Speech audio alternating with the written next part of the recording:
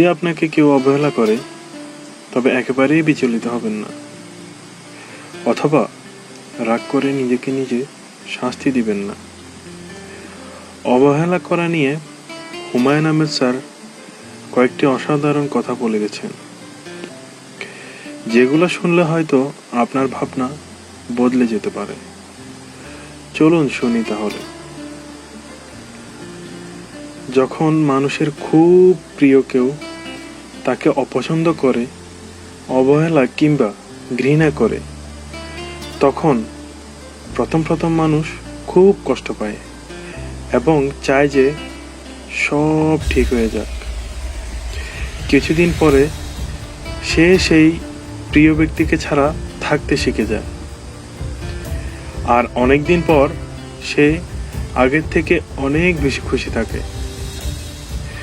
যখন সে বুঝতে পারে যে কারো ভালোবাসায় জীবনে অনেক কিছুই আসে যায়, কিন্তু কারো অবহেলায় সত্যিই কিছু আসে যায় না।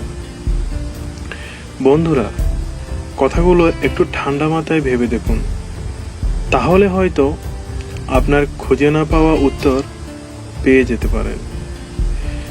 ভিডিওটি ভালো লাগলে আপনার বন্ধুদের সাথে শেয়ার করতে পারেন। ধন্যবাদ সবাইকে।